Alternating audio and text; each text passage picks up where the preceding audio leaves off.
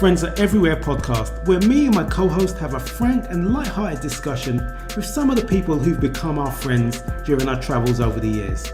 Hopefully this will provide an honest and sometimes enlightening insight into our lives as well as theirs, as we all just try to negotiate new and interesting cultures. And even if these insights aren't always forthcoming, we might be able to provide a humorous perspective to lives outside of our home countries. Stay with us and let's see.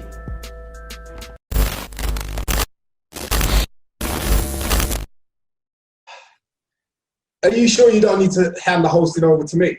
No, man. I don't.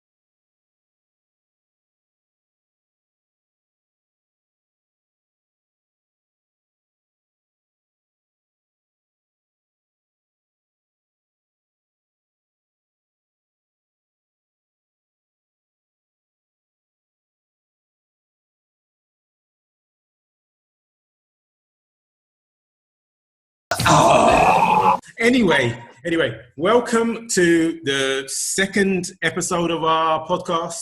And the name is what's the name, Raymond? My Friends Are Everywhere. Exactly. Or do you want to have it as was it Chariots Chariot Boys and Corona Vibes? Chariot Boys. As I was going to say anyway, I think we could still keep it as My Friends Are Everywhere, but we could also have a logo of two guys on the chariot. In a chariot. Yeah. Like two caricatures of people. Like people be going, how does that make sense? How does that make sense? You always have to refer to it and say, go back to the first episode and you'll understand.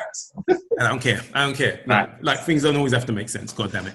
All right. So this is the second episode and we have a special guest and it is Quinland Anderson, the man who has a name that will always get interviews. Trust me. I keep telling people that I'm not a country. I'm just a human being.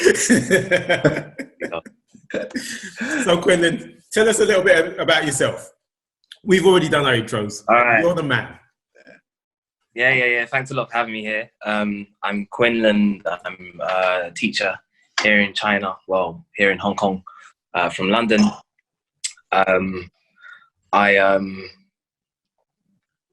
What can I say? I guess. Which part of London are you from? I would say that again. Which part of London are you from? North London, Islington. I grew up in the shadow of Arsenal Football Club, and I that's my first job, my first love, and that's what it's about. So yeah, Guna through and through. I'm to spread the how love. How long have you been teaching? Sorry. Yeah, I've been teaching for about 6 years now. I graduated with my PGC in 2014.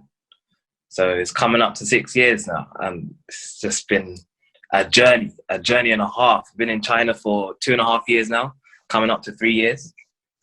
And I've had some fantastic experiences. What's that been like? So where were you? Crazy ones, but fantastic. Where were you firstly in China? So I know so that this is going to be interesting. China, Yeah. I first landed. It was stressful because I remember listening to you two talking about where you were, and Ray just said he's from Guangzhou, no explanation needed, and you had to go on one long-winded explanation to say where you were from. You understand? You had to validate. I had to check him. Didn't have to check him by saying it's near Shanghai. I had to check him. When I first came to China, I lived in Chengdu. Chengdu sits in the southwestern part of China, in the province of Sichuan, which is very well known for having very, very spicy food. Chengdu is also very well known for one other character, and we're going to find out who this character actually is. And listen, I'm telling you, it was hard work trying to get people to understand anything about Chengdu. So I had to qualify that by saying, how pandas, right? Pandas come from China, but within China, pandas come from a particular area within China. And that's where I was in Chengdu City. So even if you don't remember the name, just remember it's where the pandas are. But there weren't no right pandas in the middle walking of, around. right in the middle of. Nah, I think they found one. They found one on a road, but pretty much all the pandas are just being looked after because they can't look after themselves. Pandas are animals that just get themselves into issues and all of that. So yeah, they're all in research centers and things like that. Have you heard of Charles Darwin? You heard of Charles Darwin? Yes, indeed. Yes, indeed. Where are you going with this, Ray? I don't know where he's going with this. Where are you going? Wait. I have to verify that. Where is he going with this? Charles Darwin was talking about natural selection and shit and stuff like that. So where's he going with this? I'm gonna take it. Be funny. Be funny, boy. No, but think about it. You got pandas. You got these animals that can't look after themselves. Why are we looking after them? Because you do it, innit? Because they're here. What are you talking about? Why are we looking after them? No. They can't look after themselves. They're done, man. They're done. What are you talking about? You think, Raymond, you think if we weren't here, you think the pandas wouldn't be looking after themselves? They're only not looking after themselves because they know that they've got some patsies who will do it for them. It's simple. Oh wait, so you're telling me they're bigger? Around, cleaning up after them. Doing everything, building place for them. That's ridiculous. I love it. Simple thing. The pandas, great idea. Raising their babies. Was that it saw humans a couple of 100,000 years ago and goes, you know what? These people are going to look after us. Simple. And that's the pandas. When we can't look after ourselves. That's the pandas. I love it. I guarantee if we weren't here, pandas would just be doing everything. They'd be looking after themselves. They'd probably be like top of the what is it, the tree in terms of animals. They're bears. They're bears. Do you understand? They're bears, man. Come on. They must. Bears listen, bears know how to look after themselves. Exactly, but they don't have to because they said we're cute. They said, you know what?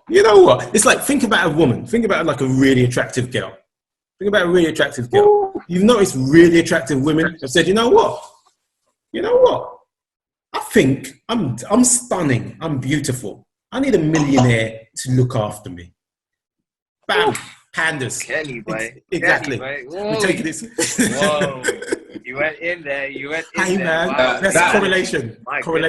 That was a definite left field analogy there. I love it. Hey, it works. Hey, I love it. It works. If it works, I come left. Intersection, you're just looking to. You're looking to your right, hoping that nothing comes along. Yes, get knocked over. It's like when straight out of left. It's like when you come to China. When you first come to China and you start looking in the wrong direction, and then you come the other way. Yeah. But yeah, Quinlan. Yeah. Back to Quinlan. Back to you, Quinn. So then you. Yes. So then what was your next move? When I first came to China, I was in Chengdu. From Chengdu, I then went down to Shenzhen, which is right on the border with Hong Kong. And then in October last year, I moved to Hong Kong, which is where I am now. And I believe that's where you were before, isn't it, Ken? I was there for 2.5 years. I love Hong Kong. I really enjoyed it. I really enjoyed my time there. I was teaching for the British Council during that period, and I had to work Saturdays and Sundays. And I was like, no, I don't want to do this. Yeah. I was like, I'm not feeling this. Not feeling this. I was in Hong Kong. And that's the experience that a lot of people do have with training centres in general. I know a few of you may be asking, what the hell is a training centre? Well, a training centre is a place where Asian parents generally send their children for after-school activities, such as improving their English ability. Asia is exceptionally competitive, and children really need to learn English in such a competitive landscape. lot of people doing weekends and evenings, and then they realize that, well, those are their socializing hours. You know what I mean? That's where all their friends are off, and they'd love to be hanging out with them, but they can't. So yeah, I don't blame you. I've done evenings and weekends before, and I just said that wasn't for me. So now I'm just here working during the week and just trying to make the most of the weekends and the evenings. Hong Kong's great, and even when I was living in Shenzhen, I would cross over the border quite often and spend a lot of time in Hong Kong. I've got a cousin living here in Hong Kong as well. I'll tell you more about her later. And it's just a fantastic place to be. A lot of people do worry, as you can imagine, and they, even before the virus outbreak, people were asking me about the protests that were taking place, and I just wanted to reassure people that even though there's a lot going on, there's still a lot going for me. So Hong Kong's a great place to be. Yeah, look, man, I say nothing bad about Hong Kong, really.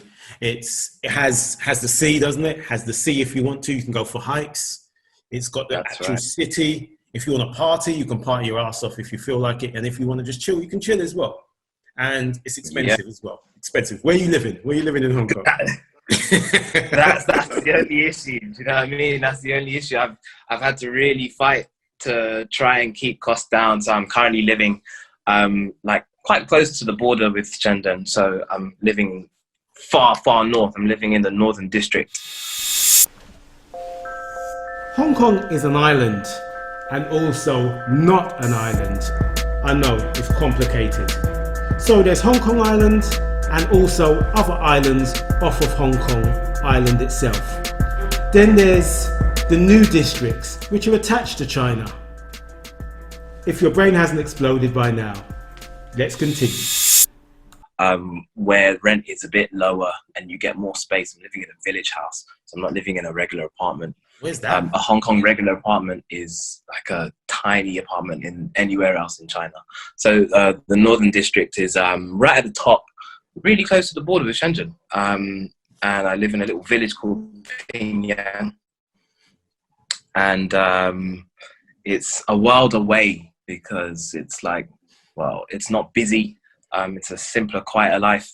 But still, it's easy to just get on public transport and find yourself in the thick of things really quickly. Thinking of the light blue line. I don't know if you remember the MTR, but there's a light blue line that goes right up to Lowu. Yeah. And the stop before that is Fanling, and that's the nearest station to where I live. Damn, you really went out way there. off. Because when I was there, it was because I lived in Wan Chai. I used to call myself the Wan Chai boy. Yeah. I wasn't going anywhere else. My apartment was expensive as hell. I was getting paid a decent salary out there, but I was like, you know what? I'm in here. I'm not moving. This is it. In Central, it's either I saw apartments in Central, and I saw apartments in Wan Chai, and maybe a few others. Like I think I saw some apartments in places like Kennedy Town and wherever. I said, nah, I'm staying central. I'm staying where the action is because I ain't messing around. Wow. Yeah. But cost. Nice. No, that's where that's right at the heart of things. I think I stayed in Wan Chai once. My cousin lives in Kennedy Town, which isn't too far away. So it's sort of in touching distance. But yeah, I don't blame you. I know a few people who live in like Causeway Bay and places like that, and it's a great place to be. I feel that buzz, and I bet you felt it when you were living there as well, isn't it? Got to pay the cost though. You got to pay the cost to be the boss, as they say, man. Yeah, exactly. Yeah. Exactly. So do you visit Hong Kong much anymore? The last time I went to Hong Kong was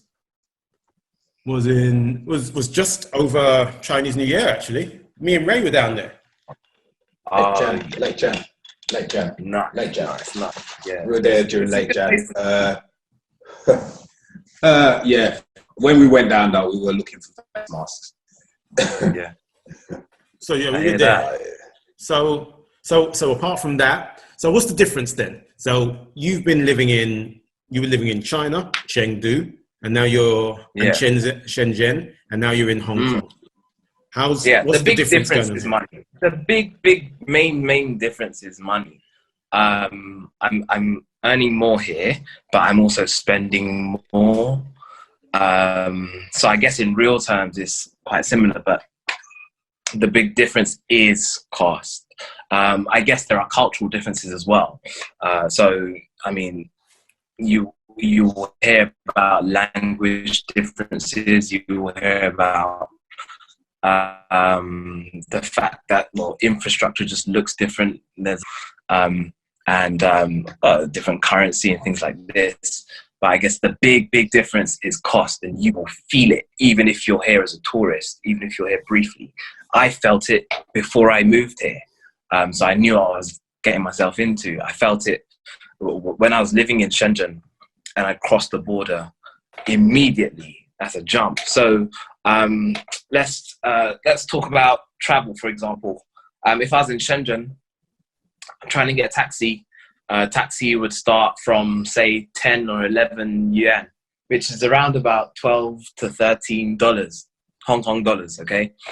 And then when you cross over into Hong Kong, taxis start from $20, and then they just jump up from there crazily. So that kind of gives you an idea in terms of taxis. Even if you want to take public transport now, you're on the metro in Shenzhen, a journey might cost you, say, 2 yuan, which is around about $3, or less actually. And then when you try and do a journey here in Hong Kong, well, it will vary significantly, but it could hit upwards of $25, $30. You might get a journey that's quite cheap if you're on a subsidy scheme, or if you've hit a cap or something like that. But transport is just one area. Then there's food, then there's rent, and so on and so forth. So it just spirals out of control really easily, and it's not a place you want to get caught in if you can't travel. Let's say with this virus outbreak, I know somebody who was stuck in a hotel in Hong Kong and had to extend that for 2 weeks. And it can be painful because you're paying for 2 more weeks in a hotel, and then you're paying for food as well, and it just gets out of control. And, his money went quick. Yeah. His money was going quick because I was there. I was there over the Chinese New Year, and the outbreak was coming. I think Ray had already gone home, and I said to myself, should I just chill out in Hong Kong? Yeah. And you know what my pocket said? I don't think so, mate. You want to chill out, you ain't chill out here, because you ain't got the bank account to be chilling out in a hotel in Hong Kong. We're not becoming Rockefeller in no way. But let me ask you something, because I would say that China overall is not as expensive as Hong Kong. No. But Shanghai though, Kenny, Shanghai. I'm there all the time, man. I'm not gonna lie to you. This is it. And I've been there a couple of times, and it's a bit pricey, isn't it? So yeah, I'm not gonna lie to you. I ain't gonna lie to you. I have saved a lot of money these past 2 months because I haven't been going back and forth to Shanghai. Yeah, Shanghai. Right. Do you mean you haven't been allowed to go back and forth? Whatever.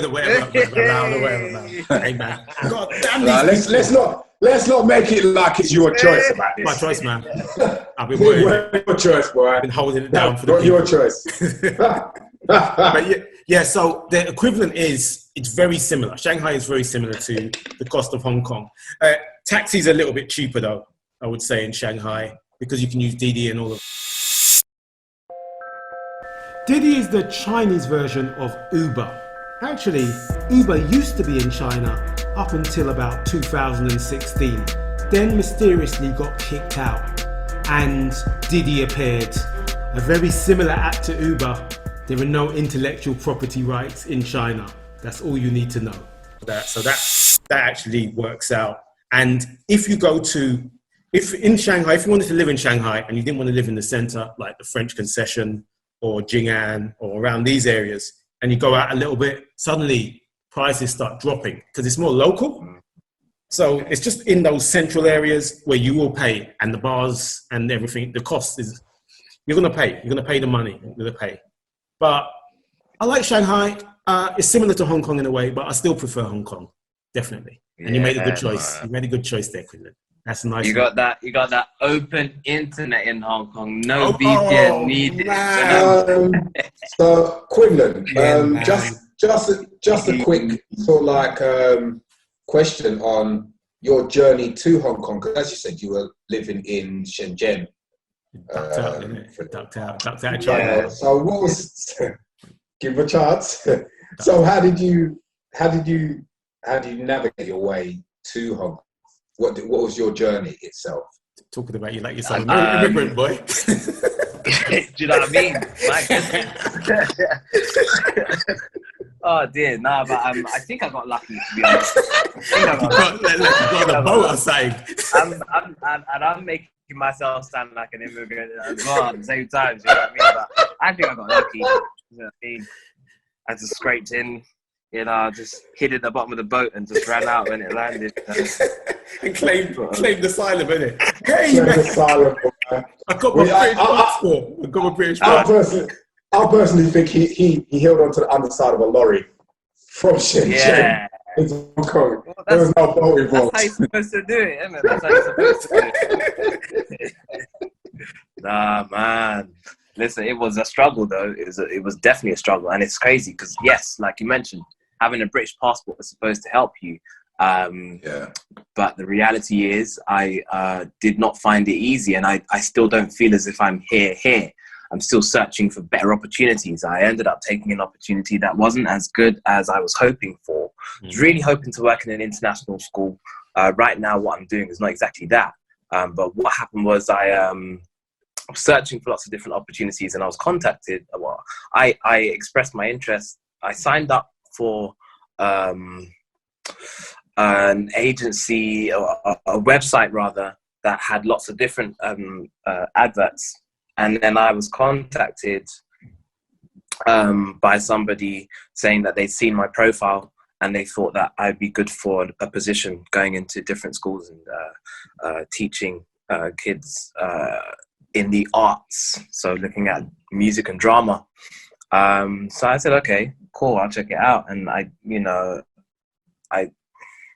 said that I'd be interested in that sort of thing. I lined up an interview. Next thing I know, we're talking about visas and getting me over here. So that really went well because I didn't have anything else going for me at the time. I was in Cape Verde. Cape Verde. I was on holiday with my family in Cape Verde. Yeah, this is September now. This is it, man. Just with my family. And this is September. This is at a time when I was supposed to be, school starting back, and I was a bit disappointed because I was hoping to line up something in August. So now we're in September, and I didn't really have anything. So that opportunity came along, went out in October, and it's just been smooth sailing ever since. So way I see it, I've kind of got my foot in the door here to sort of look for better opportunities. Yeah. So, what about net ski? What about things like the net ski? I heard they pay well, man. Oh, they're paying very well. So I applied for it. I applied for it last year. I applied for it this year as well. Last year I didn't get very far, just because I just applied for it, didn't know much about it. Went for an interview, and then after the stage after is documents and so on and so forth. So that's the stage that they're at right now. But things are just delayed. I didn't have. What's weird is that they ask for the regulars, like a degree or PGCE, and then they ask for other documents. They ask for things like copies of the reports that your placements made while you were doing the PGCE. I did my PGCE back in 2013, and I've never needed to give copies of reports to anyone before for any job in the UK or anywhere. Wow. So that kind of threw me off. I was like, where am I going to find that? What are you talking about? I remember even contacting the university, and the university's like, we don't have that nonsense. Yeah. So That throws you off. You understand? It's like, what do you do? So, sorry, can I jump and give a bit of context? I hope you don't mind. So, for people who are just tuning in, understand. Yeah. When you're doing your PGC, you're put on placements at various schools, and during those placements, you get observed over that period of time and see how your progress goes and stuff like that. Now, if you've been teaching like Quinlan for 6 years or myself for 5 years, what those pieces of paper could be into a teaching podcast now, boy. Jesus Christ. Those pieces of paper could go anywhere. Podcast. Sorry, man. Go quick, Quinlan. Damn it. I just had to give people that. Ray was starting to turn it into a teaching podcast. I'm like, no, man. You know what? Right? I just had to give a bit of context because this. Think about. So Ray starts, what is it? Ray starts turning it into a teaching podcast. Starts talking about. We're teaching. Starts talking about. No one's talking about methodology. A simple thing. See, this is the thing. We're going to get into this kind of discussion again. We're going to Kenny going to have an argument, and we've got a guest in the studio. Hey man, I just started sitting back. I was like, man, this is turning into a teaching. Oh my gosh! I mean, teachers around the world are like, have you heard that podcast? What? They talk about teaching methodology. Yeah. What can I say? These two black dudes from London. I don't know. I can't remember if you lot mentioned it last time, but what's that? Yeah, like a lot of foreigners out here are teachers. Yeah. Whether that's fully qualified teachers or whatever. A lot. Man, don't start talking about teaching quality. Kenny's going to get upset. Aye. We want to talk about some of the juicy stuff anyway. Yeah. Just skip to the juicy stuff. Don't talk about what people are here doing. Hey man, but they are here doing teaching. But all I'm saying is, okay. Fred Ray starts getting offended, boy. You just say a little something, and he starts taking it to heart. It's okay. Don't be something skinned, man. What's wrong with you? Right, come back with your teaching methodology. Yeah, I had to go pick up one of my old teaching books just so I could get a bit of sort of like. It's like I'm like a Hulk. I'm always angry, so I need this thing to calm me down. Yeah, start reading books. Hey, big fella. Yeah. All right. So great. We've heard a lot about Quinlan.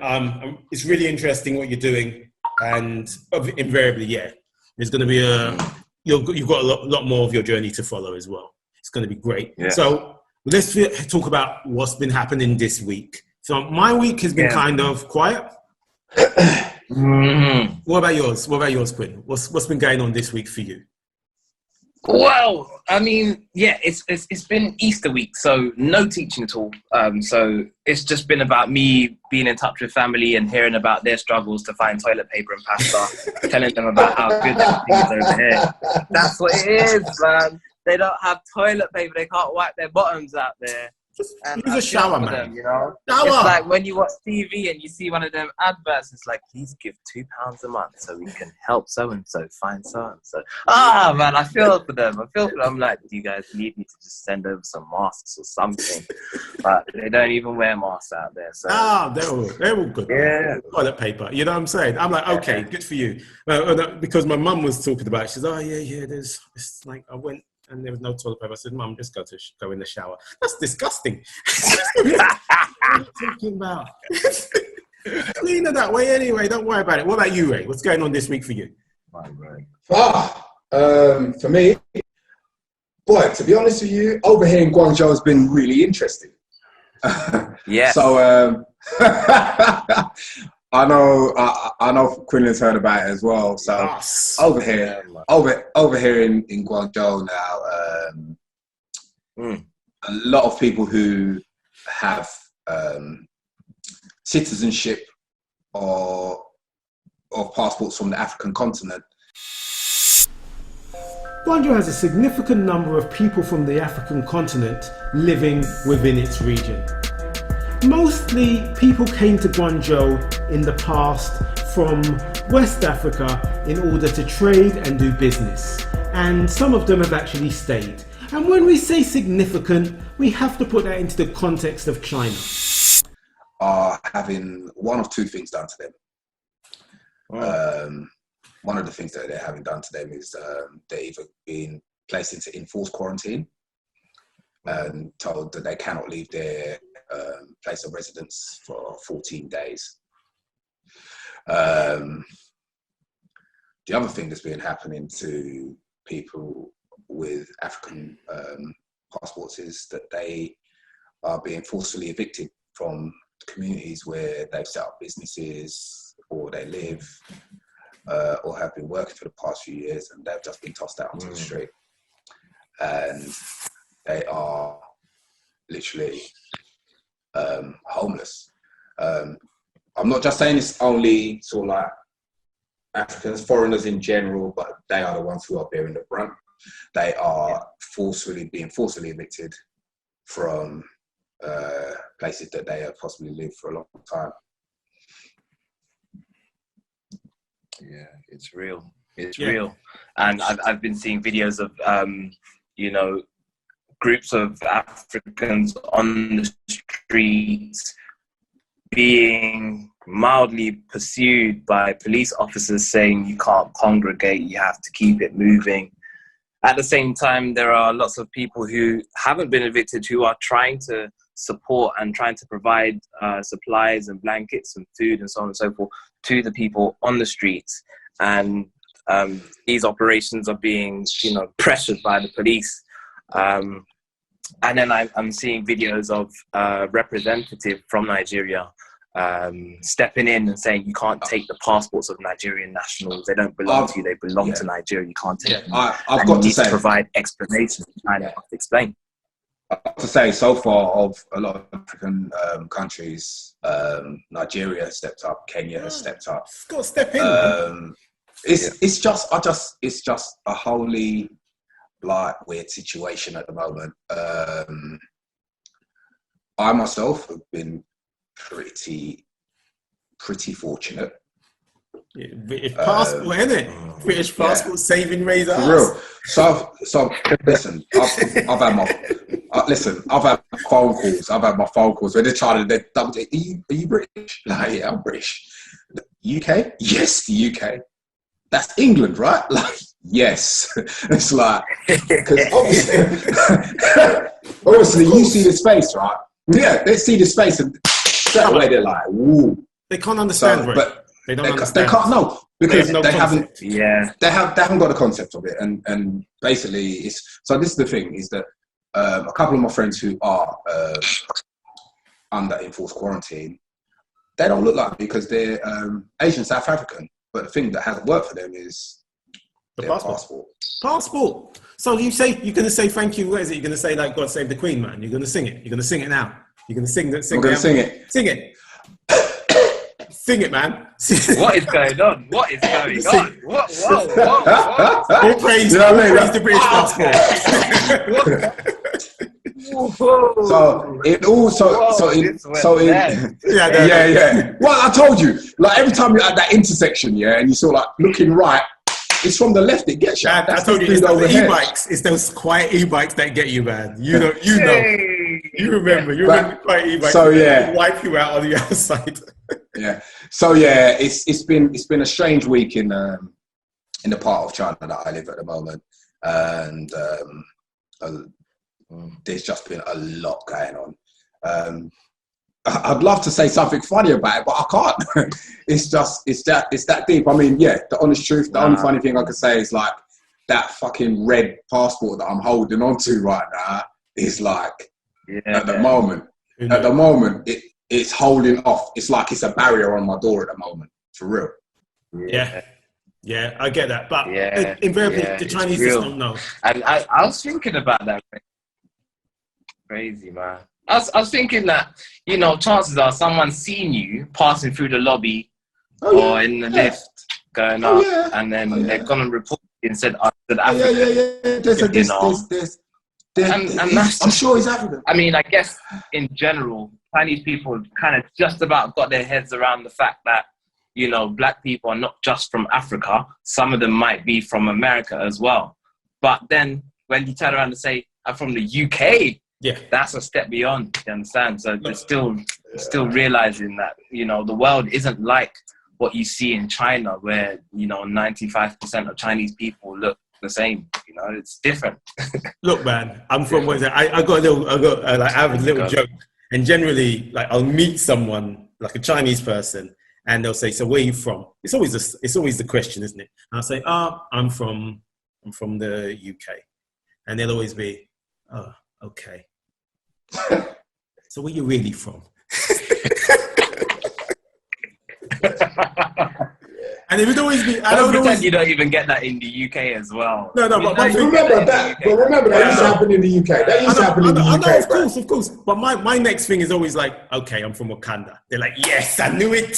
I knew you're from Wakanda. I'm like, yeah, of course. That's exactly where I'm from, boy. Yes, I knew it. I knew it. Wakanda forever. Yeah, man.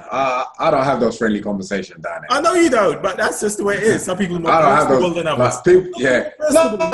I'm cool. I've lived down there for over a year now. All right, moving on from I get it, man. So next, I'm thinking about. So I've been seeing a lot of conspiracy theories about the coronavirus. Have you been seeing these? Of course. So you've seen this. I was reading one the other day, of course. There's 10 million of them on IG or whatever. And one of them was like 5G. Like the moment that the coronavirus occurs, suddenly they start correlating SARS to 4G. Then they start like 3G is influenza and all these things. I'm like, what? Really? For real? For real? This is a real theory. Yeah, they had it back in 1918 with the Spanish flu as well. Yeah, but you see this. What do you reckon? What do you reckon about the conspiracy theories? What's going on? Listen, we're living at a time where the conspiracy theorists are the ones who are the most energized right now. It's just amazing, man. Like, they're jumping onto all sorts of social media to say, yeah, check this out and check that out and the other. Now, don't get me wrong. Like, yeah, you might feel like something's up. You might, because, there are lots of governments talking. You might feel like something's up. But we just got to chill. Right now, we just got to worry about our own health. You understand? Like, I do not have the time and the energy to be dealing with conspiracy theories. I do not have it, because right now I'm trying to just, make sure I'm entertained at home. Right? You try to live my life. Do you know what I mean? Well, that's how people I'll talk about all the rest of it later. I mean, that is entertainment, isn't it? I suppose that's creative entertainment. That's creative entertainment, isn't it? It's like you come up with a story. You come up with a story, and like that could be the next James Bond movie for all you know. You know what I'm saying? So why not? Come up with your conspiracy theories. Man, this is it's big. It's big. Ray, what about you? What about you, Ray? Well, what about you? Oh, mate. Oh, gosh, if I've got a theory, what should I say, man? Like, I don't know. Imagine it's your brain. It is indeed, actually. Can I put it in though? Should I put it in? I don't know, Ray. Go and find it. Come on, let's go. Should I put it in? Scavenger hunt. We can find a brain. Come on, man. Let's hear it. Of course. No. I reckon that, like, with everything going on in the world, because all of these economies are sort of like drying up at the moment. No one's going to work. No one's doing anything except for one place. And I think that one place is in pole position. That once everything gets started up, they have a head start on everyone else. Simple as that. Yeah. It's all about money. It's not about anything else. You've got control. You got the money, or you've got the information. You've got the control and the power. Simple. Chess game, man. It's true. It is a chess game. This world is about chess. It is a chess game, and you better know how to play chess. It really is. That's just the way it goes, man. And you better understand that. So even in your your little normal world, boy, you better get that chess game on. You better get it on you, because it's. I mean, I'd like to talk about the chess game that you speak of that people have in their own lives, because I wanted to ask you two. Was there a point where you thought to yourself, should I go back home? like seeing everything going on around me. Should I go back home? Obviously, now the UK is in a mess. Perhaps you don't think of it so much, but was there a point when you thought about going home, and or what led to you being where you are right now? Not I guess, once. Kenny, what would you say? Not once. I'm telling you, Wow. not even in the slightest. I said, because I was like, you know what? This thing's going on. Don't worry about it, mate. You're going to be okay. Stay put. Don't make any rash judgments. Don't make any rash moves here. You don't know how this one's going to play out. And my mum was like, man, they're sending all of the British people home. So you get on the plane and you come back now. And that's my mum. That was my mum. She was saying that to me. She was saying, get on a plane, come back to the UK. And I said, I'm not coming back anywhere. I am good. My apartment's big. My apartment's big. I got food. I just get on my e-bike. I can just ride around. It was quiet as hell. But I said, I'm cool. This is fine. I don't have any issues here. And you want to just send me back across the globe. Who knows what happens after this? No, I stayed pat. I'm telling you, my vision was like, no, I'm staying here. I'm not making any moves. People are trying to tell me, trying to like push you in certain directions. I said, no way. You don't know how this one's going to play out. So just stay, chill, relax. Not even a thought. Not even a thought of it. Because like, I think for me, my inclination was to stay where I am. But at the back of my mind, I was thinking, I still am thinking, what happens if there's an emergency back home and I need to go home, but there's no way for me to go home? Would it be better for me to be home just in case something happens and then I'm in the right place? Because I would hate to be stranded and unable to get home and not sure of when I'd be able to get home. What would you say, Ray? I'm not gonna lie, I considered it at one point, but I didn't really want to go back to England. If I'm honest with you, I can't lie about that. Bottom line. Yeah, I didn't want to go back to England. I'm not even feeling that. No, I'm not feeling that still. All right, look, that's like a personal failure on my part if I go back to England. You know what I'm saying? And then like the way it was as well, like, because obviously they did put a proper lockdown over here. It was a lockdown. And it's like, okay, I kind of get the lockdown thing because everyone was in that lockdown, sort of like quarantine thing, whatever. But yeah, I thought about it, but I don't want to go back. I honestly don't want to go back. I know if I go back, I feel like I'm going to be trapped, and I don't want that. I honestly don't want that. I'd rather sort of like at least try and knock around a few other places to see where my life takes me. I'm a single man, why not? Single life. That's right, Ray. You're a single man. Just what is it? Just doing your thing. I get it. Yeah. That's why you don't want to go to England. What's wrong with going back to England? What? Ray single? Yeah. Ray's a single man. Hold on a second. Ray, what happened to Miss Thailand? Yeah, that no. Listen, what happened to Miss Thailand? Come on, update us. What happened to Miss Thailand? Oh my gosh. Come on. Yeah. It's gonna get cryptic. I came back. No.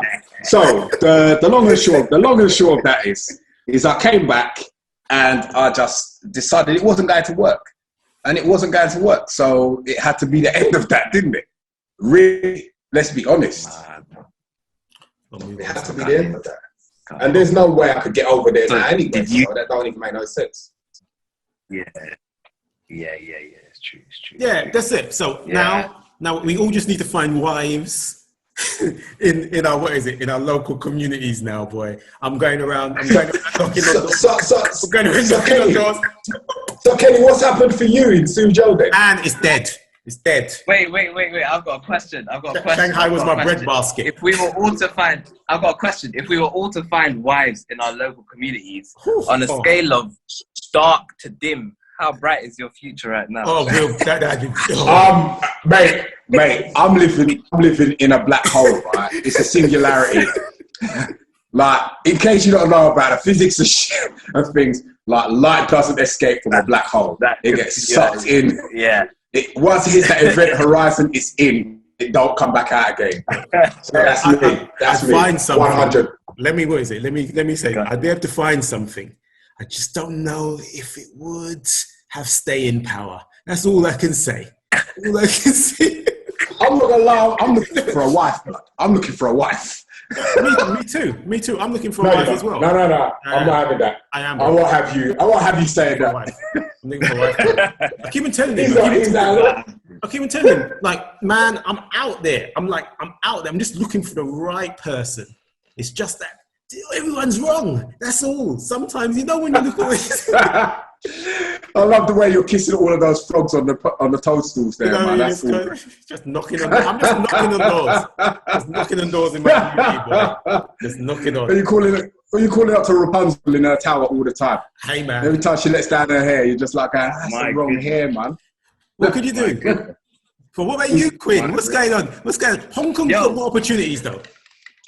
He's super lover, man, you know. Super lover, man. Super lover, man. Shabba. Yeah, but do you know what? One thing I would say is that I haven't been able to make as many connections in Hong Kong as I did when I was in Shenzhen. When I was living in Shenzhen and when I was living in Chengdu, I grew that network so easily, and I was able to just connect and reach out and just network with lots of people in Hong Kong. I'm not sure because the thing is, when I came to Hong Kong, as I said, my cousin was already here, so I guess that was kind of my way in.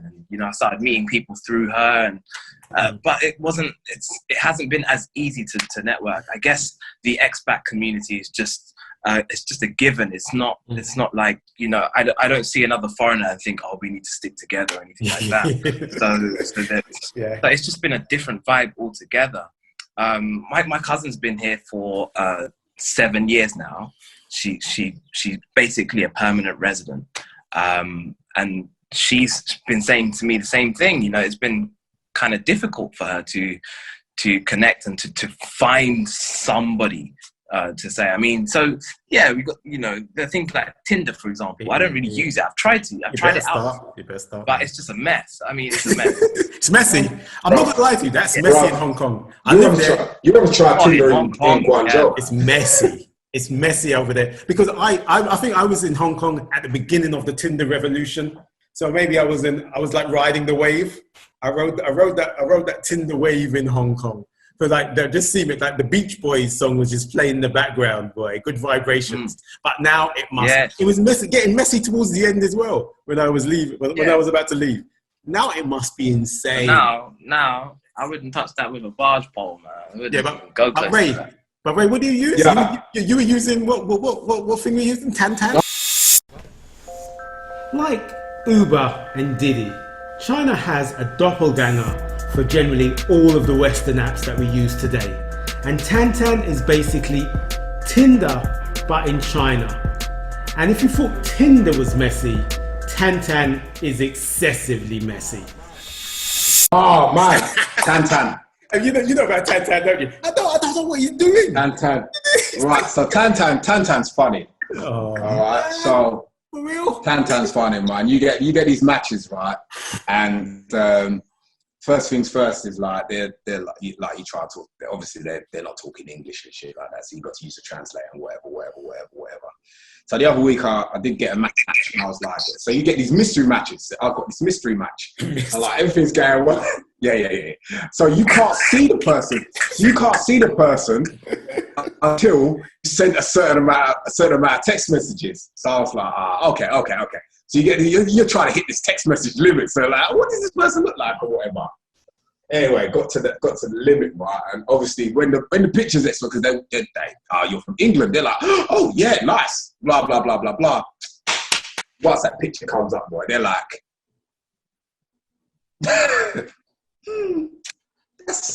take off the top, Ray, innit? You got to take off the top. Show them the guns.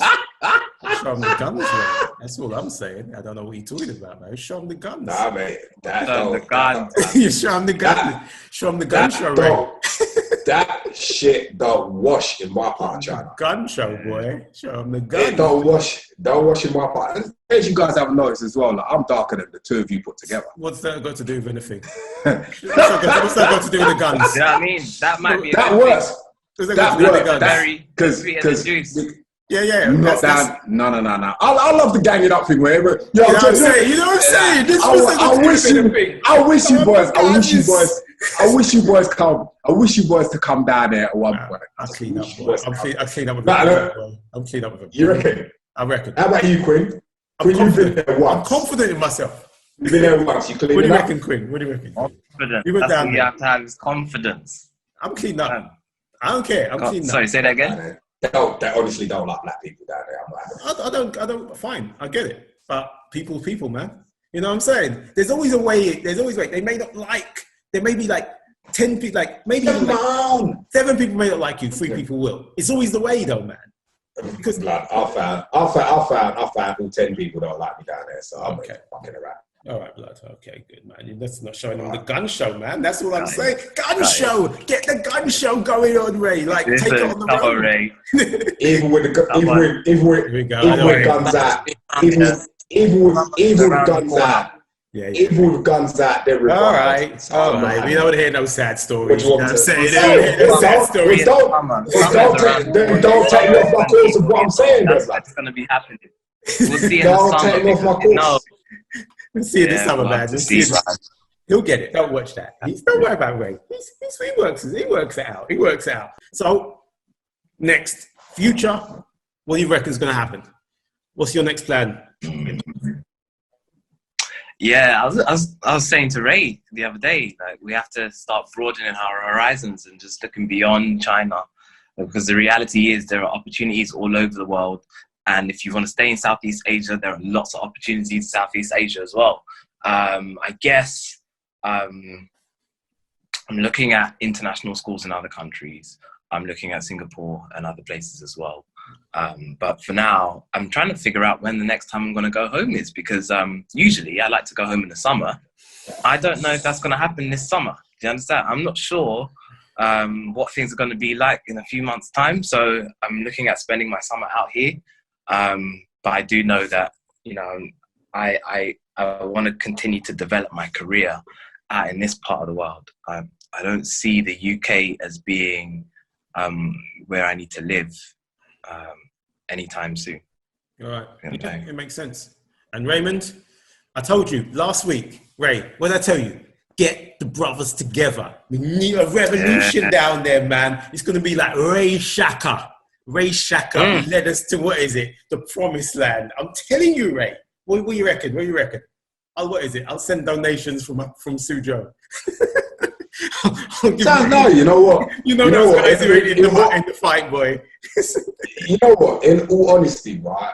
Like, I think that would be greatly welcomed. But yeah, I'm talking about future prospects and things like that. I'm trying to find other places in Asia where I'd like to be, and for sure, it's looking to be around Southeast Asia, and from there we'll see where it goes. At some point, I will like to see what certain parts of Africa are like. I've heard that Botswana is meant to be a really decent place to be to live, and I'd like to try and check it out just to see what it's saying. So I'll be sort of taking my time to make my way around the world and see what goes on. I think we've got to make a trip. We've got to make a trip down to, I think the boys have got to make a trip down to, what is it, Africa? I'm telling you, South Africa maybe, possibly even like a place like Angola. I'm up for that. Yeah. I'm good. The initial part is Southeast Asia, but I am looking to get off to Africa at some point just to see possibilities and the opportunities that are over there. Let's do that, bro. Let's do that. And before that, you boys, man, we can make this. Let's take this show on the road. Come up to Shanghai. Maybe you go down to Hong Kong. We can do this. We can make a world a better place. And I'm coming to Guangzhou as well. I'm coming to Guangzhou. 100%. I'm coming there, Ray. I'm up for that. I'm up for that 100%. I'm overdue a trip to Shanghai. Come. And I'm overdue a trip to Guangzhou as well. So I'm coming. And now that you mentioned, let's do it. I'm out of time. I'm coming down to Guangzhou, Ray. I'm coming. I'm coming down with support, but I'm coming down with the guns, Ray. Just remember that. Come on. You know, all I come down like is in a string vest. I just come down to front. I just come down to front in a string. No hand luggage. No hand luggage. No hand luggage. No hand luggage. Just straight. Hey, and the thing about it, right? This dude, when we went to Salsa in London, right? You're bringing this back. You're bringing this back. Man, you're bringing this back. Turned up to the dock class, right? And you know when you open the door, right? You see everyone dressed normally, and then you look at this. I go, "What? Oh, Kenny, man's in his fucking vest and his shorts and shit." Like, no. What are you doing, blood? Just came for training. Just came for training. No, you didn't. Training. Just came for training. You know, that was not training shorts, and that was at the training vest. He just properly. So I'm like, this dude told me. If this dude told me coming down here in a string vest, I will believe him. And he's gonna try on the tightest shorts you'll ever find, right? like the 1980s World Cup shorts. Not like you're going to the game. Like, the Maradona shorts. How are they running in those shorts? That's what he will do, man. No, you got. That's what he will do. I'm telling you, you just got to give the people what they want. You got to give the people what they want, man. That's what I'm saying, Ray. This is what you're lacking. This is what you're lacking down there. People what they want. Just show them what they need, man. They don't even know they need this. They don't even know they need this yet. They want me to pick corn, man. That's what they want me to do. So I ain't giving them that. Well, you know, what are we going to do? So, let's bring this to a close, peeps. Let's bring it to a close. I think it's been great. I think it's been amazing. Quinlan, thanks for coming. And come back again. Pleasure, man. It's been brilliant. Yeah, absolutely. Let's do this. I'm really up for it. And we can take the show on the road. I'm maybe not Guangzhou. Maybe not, but you know. Raymond, again. Yeah. Thank you. Every week. Once again. Is a different story. Once again.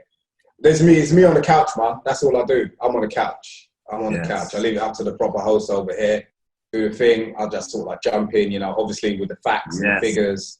And then tell people about teaching, about teaching methodology. Yeah. We see you trying to turn it into a teaching podcast. I'll tell you, I'm bringing a teaching methodology for people and things like that. So most people came over here as teachers and they were asking me for paperwork. Okay, let me give you a bit of context about the paperwork. No, don't do that again. Don't do that again. That's all right. we're good. Yeah, bro. We have another teacher on here. I'm bringing it up, man. We're good, man. You know, suddenly I get a sideline. You just get pushed out, and suddenly they just start talking about methodology and what they do with the kids. And I'd be like, I can't believe you're that insecure about it, Ken. There was no way I was going to that direction. I used to teach, man. I used to teach. I used to do it. I know you're going to be. You sound like really insecure about it, man. I can't help it. I get pushed out. I don't know what to do. It's my show. They're just talking about teaching again. What would I do? It's like, shit, man. Just relax. Just mentioning a few things, man. It's not my show, right? That's all right. It's all of us. You know what I'm the boys. It's the boys. It's the boys. That's all. The Chariot Boys. The Chariot Boys. And that's what I'm saying. We've got another brother in the Chariot. Quinlan, and you know what? One thing before I leave, one thing though. I tried to befriend Quinlan on one of these platforms. What was it? I don't know what it was. Maybe it was even like WeChat. Now, I sent you an invitation. Quinlan must have seen the invitation and said, hey, I ain't befriending no man. Nah, what's this? What's this? I'm telling you, Quinn. I ain't messing around. You know what is, Ken? Like there was one time that Quinlan goes to me, you know your brethren Ken? He's from North London, isn't it? I goes, yeah, I'm from North London. I said, yeah, he's from North London. He goes, what team is he? I goes, yeah, he's a Spurs fan. He goes, no, I ain't friendly that brother. Yeah, man. And he said that. He said, he's a Spurs man. I said, yeah, he's a Spurs man. He goes, nice. And you know what he sent me a friend. Yeah, he sent me a friend request now. And I went, oh really? Did you accept? He goes, no, he's a Spurs fan. I ain't having that. There's no way, come on, man. There's no way. Nah. There's no way. There's no way. I don't like Spurs, but I have loads of friends who are Spurs fans. It's just a way of life. It's just a fact. You know, he's got lots of friends. Some of my best friends are Spurs fans. Did you hear that, Ken? Some of my best friends are Spurs fans. That's why. It's the way it is. Some of us are less fortunate. What can I do? What can I say? You know, that's just the way it is. I would never try and, you know, stop a Spurs supporter from getting on in life. You know, what can I say? I do not this. My sister's married to a Spurs fan. All right. Now we're going to start. Is this where we're going now? Is this where we're going? Let's start ending this. Starts turning into like a football podcast. Oh my God! We're gonna have to do one. We're gonna have to do one because this just can't run. We're gonna have to do something about this. What's going on? All right, we'll do it. But next time, Quinn, when I do send that friend request, I could see it, man. You just looked at it. You just was like, who is this? There's no way, man. There's no way. So Ken, should I send you an invitation for Quinlan, like contact invitation, right? Yeah, I think so. And but we put him on the spot now, so he'll accept it now. But I guarantee you're going to try and message him, and he'll just ignore you.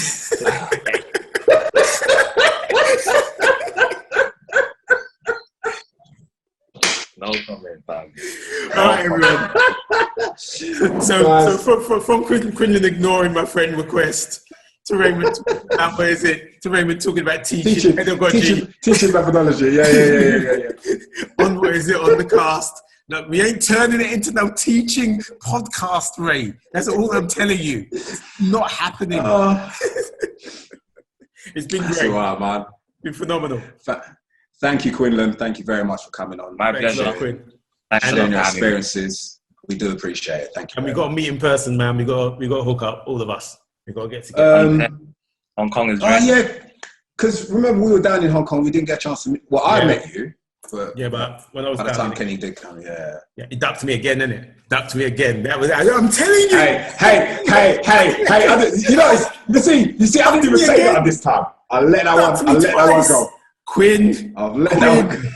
Quinn, There's man. no way, man. That's right. Quinn, what's going on? All right, everyone. It's been great. Have a great weekend, Pete. Everyone. Brilliant stuff. Take it easy. Loving it. I'm loving it, Pete. I'm loving the love as well, man. It's all good. All right. Take care, guys. Easy. Have a good evening. Yeah. Have a good one. And you take care, mate. Bye-bye. After the show, guess who sent me a friend request? Quinland Anderson. It only took a year and the podcast for this to happen. On a separate note, I'm sending all my support down to the people in Guangzhou who are being treated so indignantly. I don't know what's up with the world, man, but you should treat others how you would like to be treated yourself. We've got to be better than this.